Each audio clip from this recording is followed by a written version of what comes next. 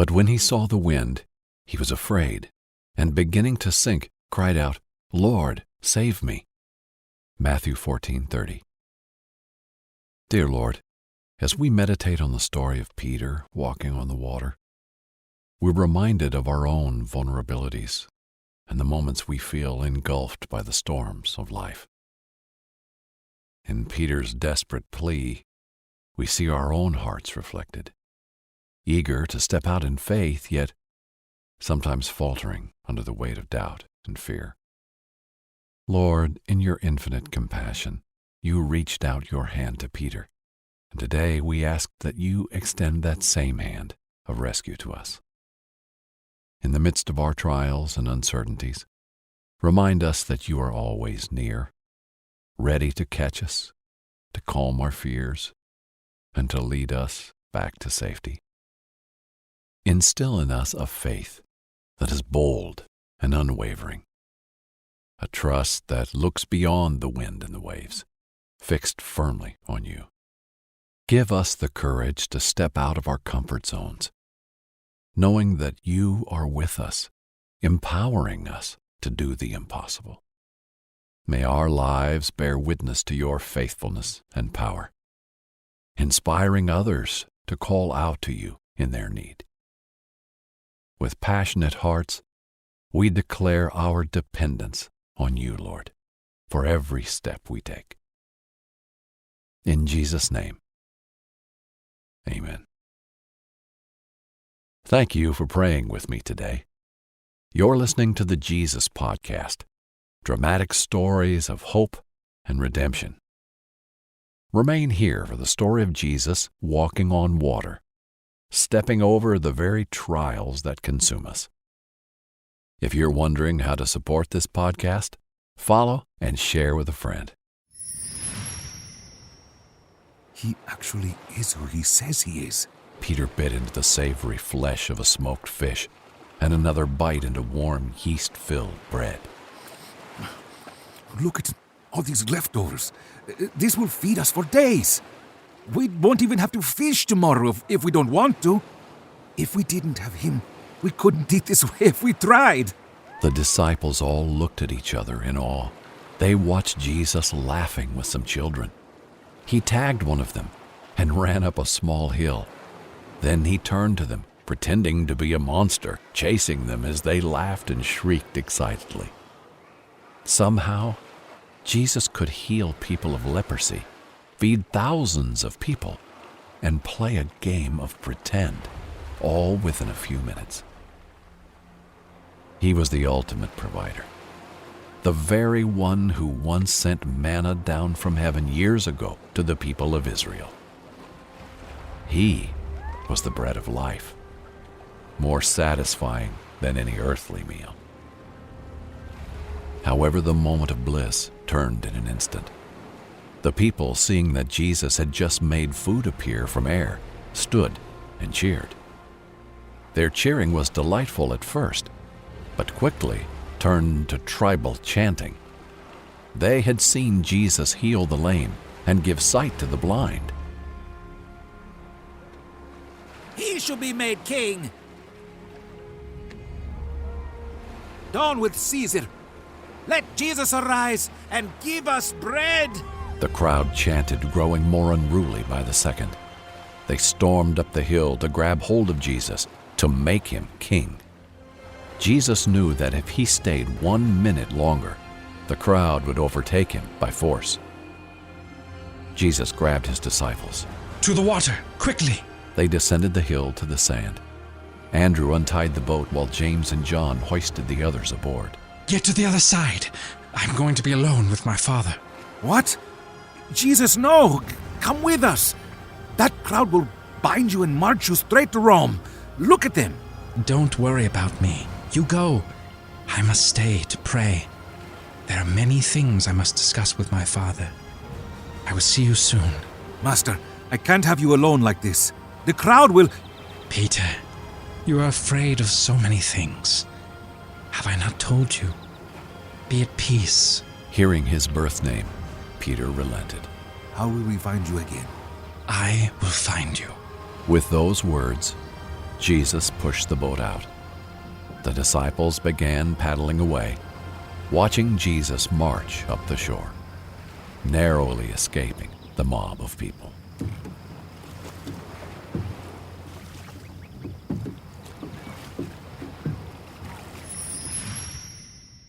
Have you ever wrestled with faith and doubt?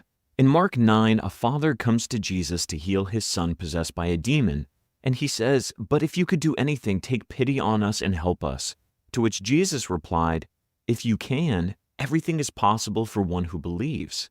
It's then that the father cries out, "I do believe, but help my unbelief." This sentiment is one shared by many followers of Jesus. We believe, but we have moments where we need Jesus to help us in our unbelief. Luckily for us, we have a God who is patient with us and willing to help in our greatest battles of doubt. You're listening to the Jesus Podcast, a year of stories showcasing the depth of Christ's love through storytelling and the glory of God's truth through honest reflection.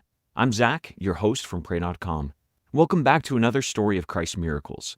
Follow the podcast as we dive deep into the story of faith, doubt, and God's rescue. We've noticed that about 50% of the people who listen to this podcast are actually following it. If you press follow, not only do you get notifications of when new podcasts come out, but you also help us get discovered by more people. Those small steps actually really matter to us. So, thanks for helping out. Following the feeding of the 5,000, Jesus sends his disciples off to cross over the Sea of Galilee to protect them from crowds that sought to make Jesus their conquering king over Rome. This was always the tension Jesus would face in his ministry. Though some would doubt his claim to be the Messiah and others would receive him as the Son of God, there were still others who believed in Jesus as the Anointed One. But in their minds, they pictured the promised Savior as more of a gallant knight who would stride in on a horse and conquer Rome, overthrow Caesar, and reestablish the kingdom of God as a warrior, kind of like David. But as we know, Jesus' throne was not made of jewels and gold. It was a cross, rugged and bloody. Jesus determines to go and pray alone in solitude, and he leaves his disciples to take a trip over the Sea of Galilee. It wasn't long before the disciples were caught up in a storm. Common in the Sea of Galilee as cold winds from the steep hills collided with the warm waters that rose from the surface. Though several of the men on the boat were seasoned fishermen who were quite familiar with the waves of the sea, it's evident that this storm had caused fear to grip even the hardened seafaring hearts. But through it all, we see Jesus' faithfulness to never depart from them.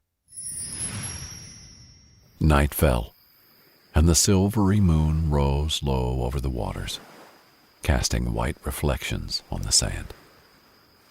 The mob of people trying to take Jesus dispersed and took the grassy trails back to their towns for the night.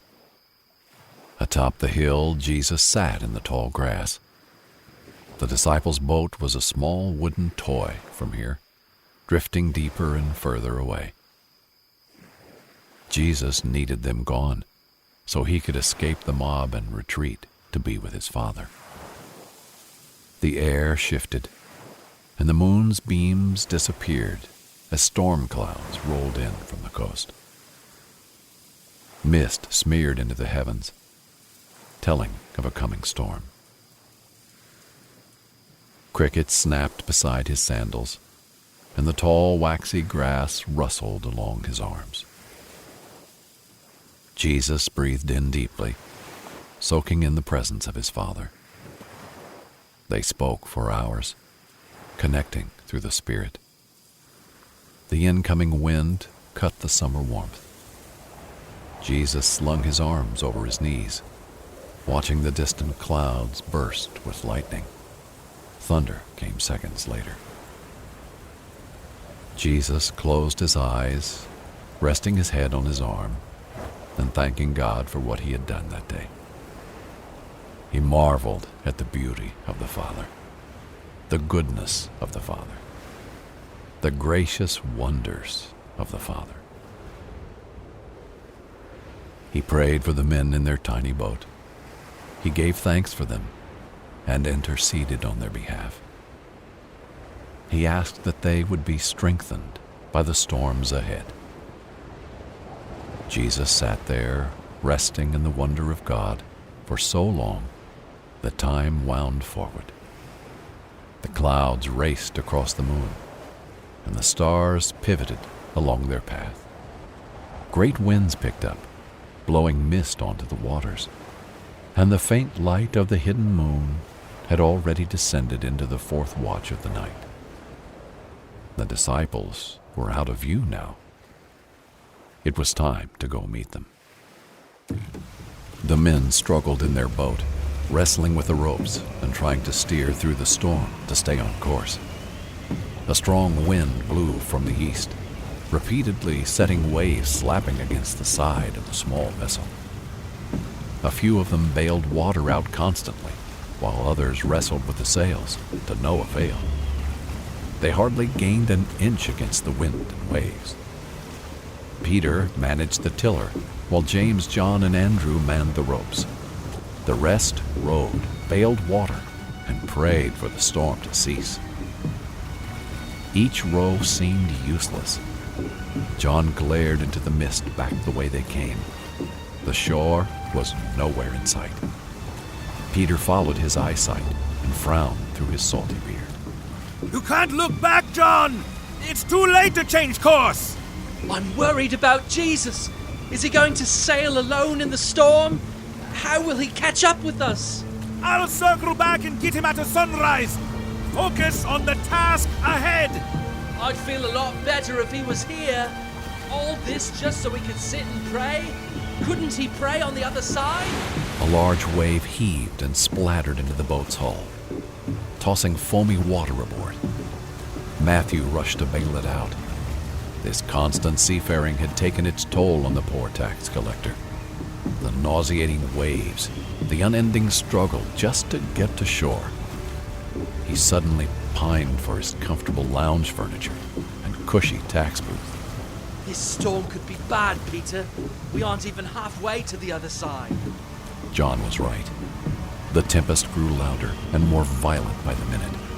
The water was like a beast, growling and threatening roars. The disciples were outmatched. Peter knew it. Even a skilled sailor such as himself couldn't help but worry. Why isn't he here with us? Peter thought to himself. The whole situation seemed unnecessary. Why did Jesus have to retreat at such an inconvenient time? With Jesus away, Peter felt responsible for everyone on board. He didn't quite feel up to the task against the backdrop of thunder, wind, and rain. He wasn't Jesus. He could never be Jesus or do what Jesus could do. Peter's insecurity began to bubble in his stomach. He felt uneasy and unsure of himself. Peter's anxious thoughts were interrupted by a strike of lightning. It struck right beside the boat, lighting the disciples' terrified eyes. Thunder billowed like a beast of old, challenging their resolve. Keep rowing! Peter shouted, pretending to be sure of himself. The men rowed against the waves and struggled against the wind. Row! Peter shouted again. Don't stop! He commanded. They need me to be strong. Peter thought to himself. They need a strong leader. Someone who knows what they're doing. Someone... More lightning struck, causing Peter to flinch. When Peter opened his eyes, he saw John's terrified face flushed with shock. John, what's wrong? John's shaking hand pointed forward. What was that? The others looked back. They squinted between the rain and frothing waves. A figure was standing above the water, slowly approaching. Andrew stood up and peered into the distance. Is it a creature? A trick of the light? Peter couldn't have the men losing their will to row. The sea would take them under. It's just a mirage of the sea. We've been out here too long. Keep rowing! None of the men moved. Lightning struck again, this time revealing the silhouette of a man hovering over the water like a specter. Panic spread throughout the men. It's a ghost. A foul spirit of the sea, come to swallow our souls. Peter looked back and leaned against the edge, jaw quivering with fear. Was John right? Was it a spirit coming to drag them down to Sheol? The lightning flashed again. This time, the thunder shook Peter's entire body. His hands began to shake. He was losing control of himself. Don't show fear. You're stronger than this. Then, speaking past the wind and rain, they heard a familiar voice. Take heart. The words resonated in their chests like thunder. Don't be afraid. I am here. Peter finally saw him. The healer, the master, the Messiah. He was standing above the chaos. The dark abyss had no pull on him, no power. Death was under his feet. Jesus walked over the darkness with confidence. Peter watched Jesus approach, heart pounding in his chest. His words fell into the sea, weighed down by the rain. He stood on the boat, legs shaking as the vessel rocked to and fro with the waves. Master! He shouted through the rain. If it's really you, command me to come out to you. Command me, and it will be so. Peter, are you crazy? Peter shot Andrew a harsh glare. If he is who he says he is, then why would he be crazy? Peter was testing Jesus. Jesus showed that he was greater than the storm. He had the authority to walk over the sea. But could he make Peter do the same? Could Peter be great too? Jesus! I have seen you perform miracles and command demons to flee. I know I will if you command me to walk to you. Jesus stood upright. A great wave approached from behind him, but rolled downward the second it came to Jesus. Nature was bending to his will. Jesus extended a hand to Peter and said, Come, Peter. Come to me. His voice was calm, but resolute. The command pierced through the wind, finding its way to Peter's heart. Peter scrambled over the deck, past Matthew's iron grip on the side. He dangled his legs over the edge. Andrew was about to grab and pull him back aboard, but something stopped him. His mouth hung open as he watched his brother fall forward. Peter's bare feet hit the sea, and the chill of cold water brushed his toes. But he went no further than the surface. He placed all his weight on the balls of his feet. The sea didn't consume him. He didn't sink. Peter took a single step, then another. His gaze was fixed on Jesus. Don't be afraid, Peter whispered to himself. He kept looking up, refusing to take his eyes off Jesus. Dread fell over the disciples, causing them to question their eyes. Peter, the brash and uneducated fisherman from the slums of Galilee, was walking on water. The storm didn't relent. The wind was sharp, piercing the sides of Peter's face. The waves thrashed all around him, but his feet continued to move forward. Step by step, he was moving toward his master. Little by little, he was proving to others and himself that following Jesus meant more than a change in title or behavior. Peter thought about his life before meeting Jesus. He was aimless and ineffectual. He thought about all the mistakes he had made, all the debts he owed, all the people he'd hurt. Who was Peter to be in this situation? Who was he to follow the Messiah? Who was he to walk on water? The lightning cracked the skies again, striking a few feet away from Peter. He flinched and stopped, covering his eyes from the flash. That's when Peter saw it, the dark abyss below him. He saw his terrified reflection in the Black Sea. Then a massive wave came crashing beside him, unsteadying his footing. He looked at the waves, then at the swirling skies above him. He looked back at the others, seeing the terror on their faces. All the while, Peter had taken his eyes off Jesus. His foot gave way into the water. He was sinking.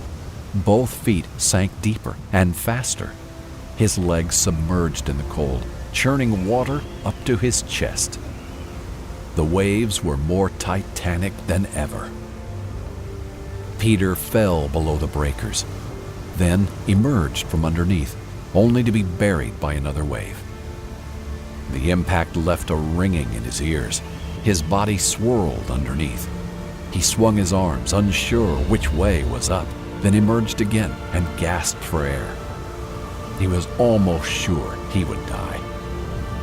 In his hysteria, he could spare a few breaths to shout.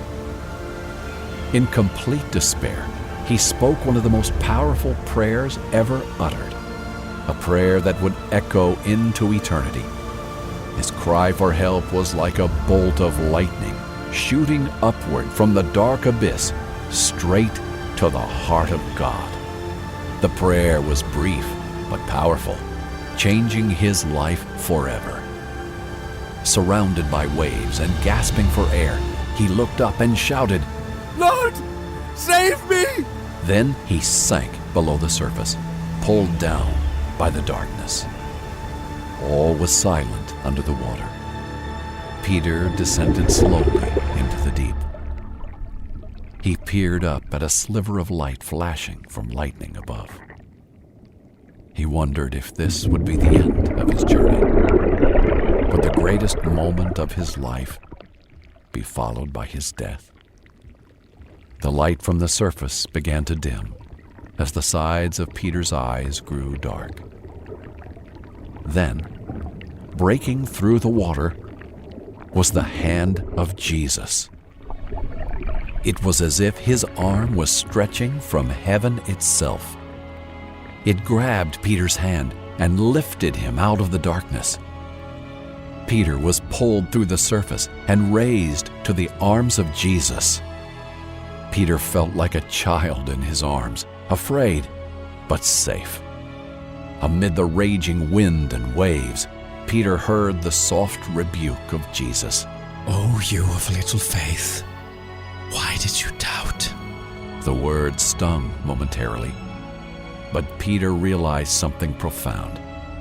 Jesus would always be there to pick him up again. The Lord carried him to the boat and placed him gently inside. Andrew wrapped a blanket around him, and the rest watched the wind die and the waves cease thrashing. Jesus was with them. The Prince of Peace was near. The story of Jesus walking on water can be found in Matthew 14, Mark 6, and John 6. It's a captivating recollection of fear, faith, doubt, and love. The lessons we can learn from it are many. Perhaps as you read through the story, you relate to someone different. Maybe it's the disciples at the beginning of the story, sailing on the Sea of Galilee through a raging torrent of rain and pounding thunder. Maybe you feel gripped with fear as the waves of your own personal trials seem daunting and an impossible obstacle to overcome. When our trials feel like this, we can often feel afraid that this is the trial that we won't be able to overcome, wondering where God is in the craziness and if the madness will ever end. If we turn to our story, we see that though we might feel alone, Jesus never truly leaves us. Although he sent his disciples off on the boat on their own, he never truly left them. He never stopped watching. He never stopped caring. Jesus allowed them to face this trial to grow their faith and to prove to them that there would be nothing in the world that they would face that Jesus couldn't overcome. Jesus wants us to know the same sense of comfort in our trials. While our minds race with fear, panic, or anxiety, find peace in the knowledge that Christ never departs from us. He's always with us through his Spirit. He's always watching us, always listening for our cries for help. And he is always going to be there to rescue us. Though their struggles seem to be never-ending, it wasn't long before Jesus appeared to the disciples. At first, they think that they're seeing a ghost floating across the enraged waters. But it wasn't long before Jesus gave them the most powerful words that he could speak. "Take courage, it is I, don't be afraid." This was more than a platitude or an empty encouragement. In the original language, the words that Jesus used, "it is I," are actually only two words in the original Greek and more accurately translated as "I am." When Jesus called out to the disciples, it was more than a greeting of letting them know that he was there. It was a statement defining who he was. He was telling them that he was the great I am, the one who spoke through the burning bush to Moses, the creator of the stars, and the one who holds the cosmos in the span of his hand. You see, Jesus is declaring, I am God. I'm the creator of this universe. I am the creator of the raging seas that you see before you, and although they might consume you, they will not consume me. And for those who follow me, who step out in faith to come after me, the sea will not consume them as well. In your fears, allow Jesus to speak those same words to your heart. I am here. God is here. God is present, and God is powerful and able to overcome anything in your life. He was and is and always will be the God of the universe who is here for you. Once the disciples are aware that it's Jesus, Peter excitedly calls out to the Lord.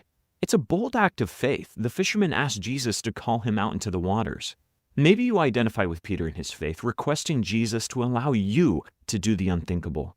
This type of faith is powerful. It stems from an understanding that faith isn't about knowing facts about God. It's putting our complete trust in him to the point where we're willing to take action, even something as absurd as trying to step on water.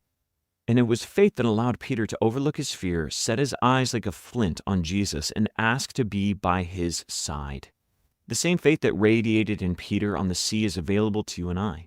If we trust completely in Jesus through our trials, he will empower us to do the unthinkable and will give us triumph over our most formidable fears. Now, this doesn't mean we'll always be perfect. It definitely wasn't the case for Peter. After he takes his first few steps, he's quickly reminded of the crashing walls of water that are surrounding him. And unfortunately, he takes his eyes off Jesus, and doubt begins to fill his heart. It was this doubt that caused the disciples to be pulled down once again by his trial. Doubt is the enemy of faith. So how can we combat it? Well, looking at Peter's example, we know it stems from taking our focus off of Jesus. We can make our faith about many things: moral living, church attendance, singing the right songs, dressing in the right way, saying the right words. We can make it about political parties. We can make it about certain social stances. We can make it about a certain ideology. We can make this whole thing about anything but Jesus. When we stop emphasizing Jesus, his power, his character, his death and resurrection, we begin to think once again about our own limits as human beings or the darkness that's surrounding us. We can get consumed by the issues that plague our society or by the vices that pull our own hearts down. And sometimes our trials or the world seems bigger than what we can manage. But we shouldn't let our humanity overshadow the limits and power of our God. Sure, our trials may in fact be bigger than us, but they'll never be bigger than our God. You've often heard it said, God's never going to give you a trial bigger than what you can handle. I'm sorry to burst your bubble, friends, but that's not true. God will give you trials and circumstances that you can't handle. He'll give you plenty of situations in your life that you, in your own strength, are absolutely unable to bear alone. God will give you trials that he can handle, and if you're dependent on him, you will be able to press through. This is exactly what Peter does. While just moments before he spoke out to the Lord with boldness to bring him out into the waters, his cries turn into desperation as he holds on to life. His passion turns to prayer, a short but beautiful prayer. Lord, save me. When we feel ourselves drowning in life, this is all we need to cry out. We don't need to beg, use big words, be super eloquent, pontificating on the different reasons why God is able to help us. We just need to simply shout it out. Lord, save me. Help me. It could be a simple cry of 3 words or just an anxious groan of your heart. Either way, God hears you. So while it's best not to take your eyes off Jesus during your trials, know that if you do, Jesus is waiting to rekindle your faith the second you turn to him again. Thanks for listening to the Jesus Podcast. We're going to keep pressing forward with different stories showcasing the miracles of the Messiah. Make sure to follow the podcast, subscribe, leave a review, and share it with a friend. Thanks for being a part of this community. God bless.